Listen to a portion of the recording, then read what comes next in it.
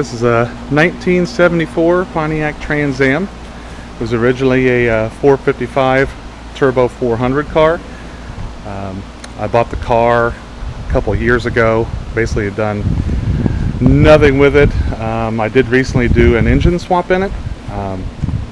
The engine that came in the car was not original to the car. It had been owned by a mechanic, and he did the old motor honey, get it to stop knocking trick. As soon as I brought it home and put an oil change in it, it started knocking badly, had zero oil pressure. Took the engine apart, found some pretty serious internal issues on the mains and the rod journals, as well as the bores. They were pretty deeply grooved. Was blowing a lot of oil, not a lot of compression, so I definitely got suckered a little bit, but you know, it's what happens when you have an emotional connection to the car. My mom was an engineer for General Motors, and actually I came home from the hospital in a car and a lot like this, so definitely have an emotional connection with these older Trans Ams. The body probably looks great, you know, from a 10-footer. You can see here some of the gaps are pretty bad between the fender and front end and the hood. When I bought the car, it had some sort of really it was a repop, but it was a really high performance Pontiac intake manifold. It was two pieces. It had the exhaust crossover. It was one piece, and the other piece was aluminum, and it had a carb on it that was not correct to the car. So the result of that was the shaker was in the wrong position, so you couldn't actually run it with the shaker in the correct location. So you can see here there's been some damage of the shaker colliding with that. I've since put a fresh engine in it and put the numbers correct, intake, carb, and everything back on it. This car was originally points in 1974. They did come points, and then midway through I think they switched to HEI, so this is one of the points cars, but I have since converted it to HEI. These are the wheels that were on it. They're not terrible. They're US mags, and they are mucho macho. That's just I think the coolest part of the car is having mucho macho tires on it. Show you some more of the paint issues. The rear of the car, the gaps are a little bit better, not much, but you can kind of see there. That's some paint bubbling up and popping. It was definitely painted under his carport, which he was upfront and honest with me on, but you know, I bought it because like I said, there was an emotional connection with the year of the car. The interior is not bad. It's a little strange. He definitely put all new material in it and some fresh paint, dash cap, things like that, so the interior isn't terrible. I do have the kick panel for it down there. As you can see here, he did put the material over. This is where that little seat belt clip would come out. So overall, the interior isn't too bad. Does need a bit of a cleaning. Like I said, it's been sitting for a couple years. The windows do go up and down. The dash isn't in terrible shape. I'm going to be converting it to Dakota Digital period correct gauges on there. I do have the lid for the console. I just recently had all the interior out to see how bad some of the Bubba floor issues, which I'm going to show you here in a minute when I put it up on the lift. Headliner's in pretty good shape. These shoulder seat belts have been clipped. I do have replacements for those. One of the things I do like about the 74 is it's the last year for this fastback styling, which I just think is awesome. Doesn't have the wraparound here that some of the later ones have. So the interior is in pretty good shape. It is all new. He put new side panels and kick panels and everything in it. It's a shelf. I've since pulled all this out, like I said, to get to see how bad the floors were. They're good enough. I'm just going to drive it for a while. Eventually, my plans of this thing to be come off the frame. I have done a frame off on a 1978 car that turned out really, really nice. I ended up selling that, but I'll probably be giving this the same treatment. But like I said, I just want to drive it for a while. I did pull the shelf off and go ahead and put some 6x9s back there, and I have already run the wires up there. You can see the shifter. That's a little bit of a redneck mod, but you know, I kind of like it, and it works well with the 704R transmission, so I went ahead and put that in. I like the looks of the factory shifter a lot better. but I may end up figuring out how to make a factory shifter work again with this. So this car is not originally a defrost car, but you can see here the previous owner added that switch. That switch, when I bought it, ran this clicky-clack fuel pump, and I'll show you below where he bubbed that in. You can see there it's missing a kick panel. Like I said, this car was originally an AC car, but I'm going to be putting the non-AC kick panels in there so I can get that flow. I don't plan on doing AC. If I do, it'll probably be a vintage AC system, an underdash system, but for the right now I just wanted to get it to where I can drive it to local car shows and have some fun. Under hood, it does still have a Pontiac 455. I wanted it to look as correct as possible. I do have some factory stamped steel rocker covers I'm going to paint and put on there. Had a hard time with the air cleaner. Finding a shaker base is very expensive nowadays, repop. I did find a shaker base that seemed to fit. I'm not sure if it was off of a 301 or other, but it wasn't the correct shaker base for the car. The air cleaner element is quite a bit shorter than what the factory calls for. To make it look a little more factory and high performance, I took a 79 Corvette L82 air cleaner, and I got the snorkels off that, you can see here. So I plan on running some fresh air kits to the outside. Again, I wanted to look as factory correct as possible. I have all the vacuum fittings and even an EGR, a solenoid put onto it. This has been converted to a 704R transmission. You can see here there's the original sticker showing it originally was a 455 cubic inch car. Bubba has been in here, and you can see he's taken off the factory air cleaner box.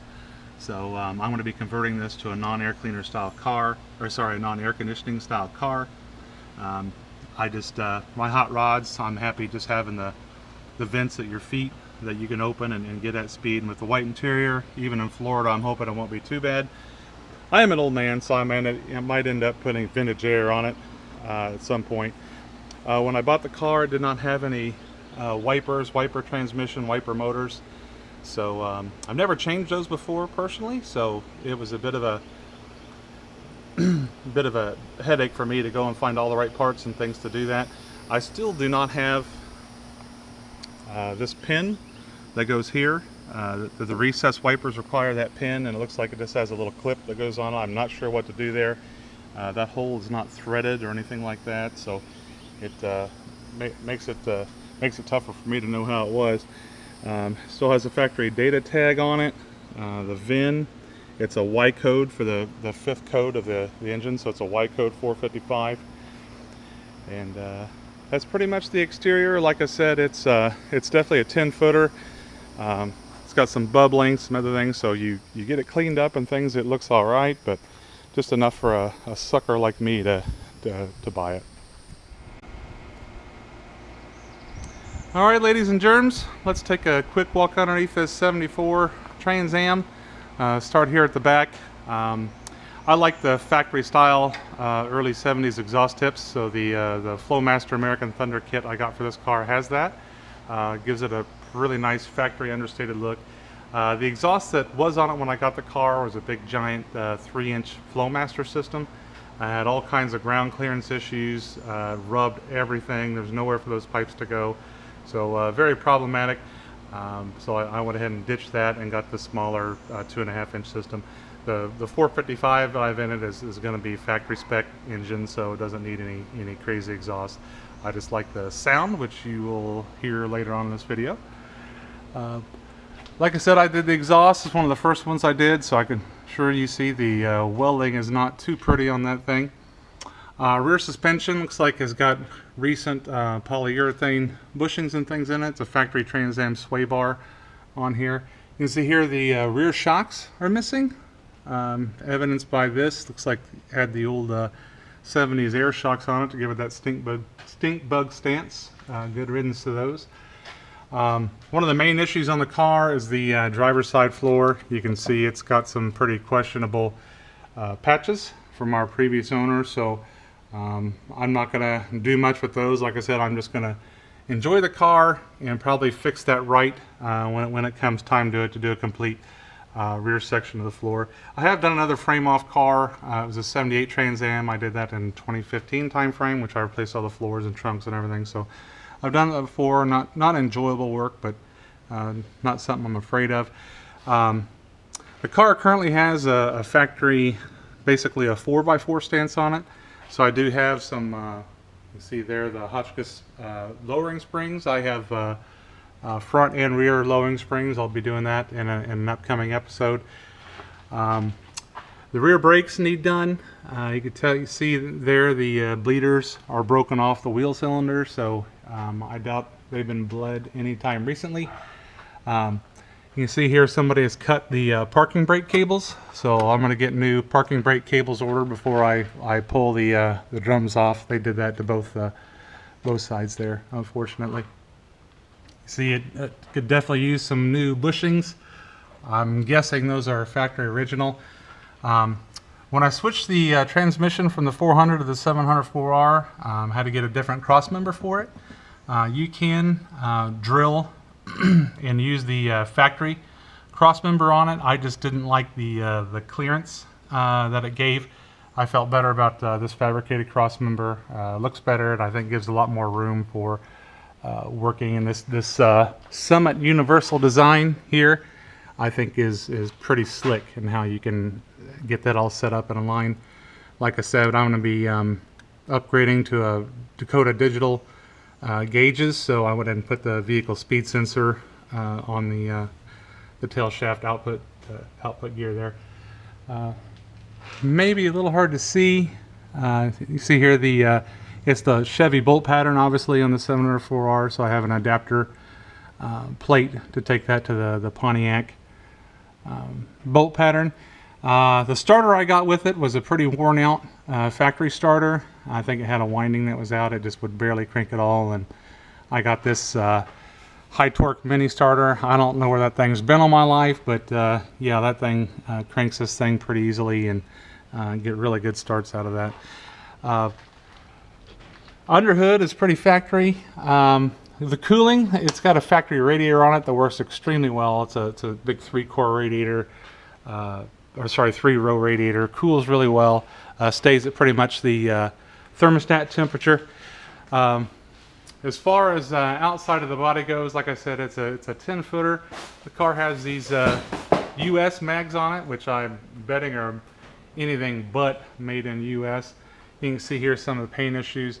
When I got the car, there was no bolts at all holding the bottom of this fender, and so it would catch that door when it opened. That's very unfortunate, but it is what it is. You probably see the other side better, but the paint definitely has a lot of garbage in it. It could probably be cut and buff and look a little bit better, but you know. The thing that cracks me up is Mucho Macho tires. I've never heard of such a thing, and I crack up every time I see that. As far as the fit and finish of the car, the worst parts are up here where the front bottom spoiler meets the fenders. You can see there's extremely large gaps there, and it just does not fit together well. You know, the 70s were not known for their build quality, but yeah, this is probably even worse than what it left the factory at. You can see here how bad that fit and finish is there. So I'll be definitely playing around with some of the hardware and shims and things to see if I can get this any better. It might just be this fiberglass piece has shrunk.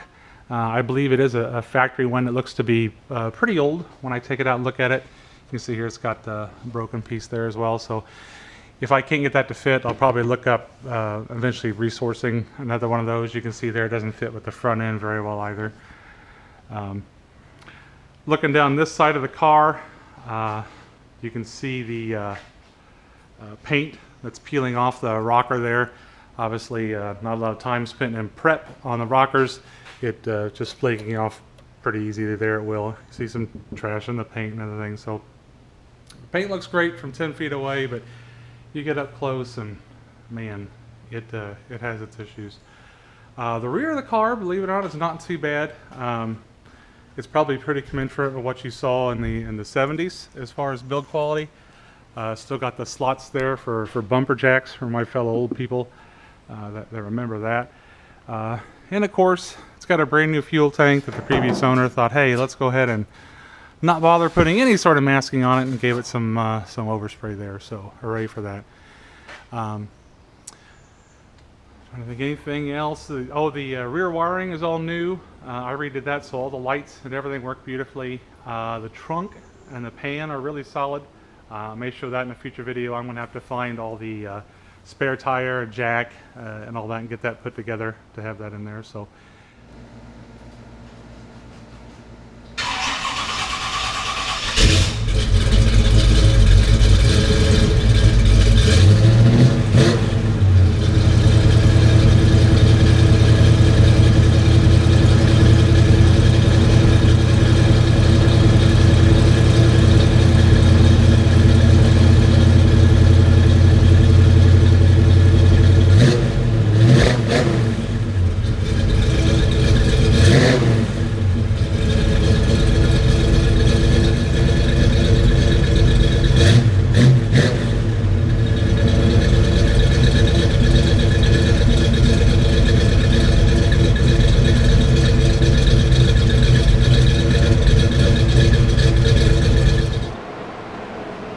Everybody, thanks so much for watching the episode to this point. Please like, share, and subscribe. Help me out a little bit. Next episode, we're going to do some more repairs and upgrades. Maybe some fun stuff too. And getting this thing ready to get on the road. Going to be registering it soon, so thank goodness it'll be all legal for the state of Florida to drive. So anyway, take care. Thanks for watching. One last thing. What we have here is a pair of Pontiac 6X cylinder heads. These were on the Refresh 455 when I bought it. Allegedly under 10,000 miles, you know how that goes.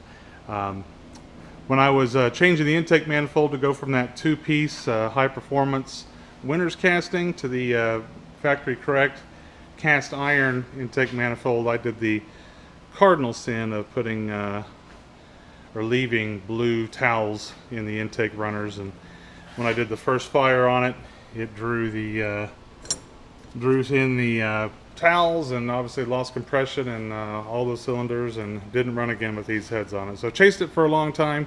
Very, very frustrating. Thinking it had to be fuel or electrical, because I couldn't be as stupid to leave towels in there. So anyway, I did it for the first time in my 25 years of doing this as a hobby. Made a lot of fun of other people I know have done it, so I know there's a lot of you armchair Monday morning YouTube mechanics out there sitting there laughing at me and yelling at the screen. Well, you can just go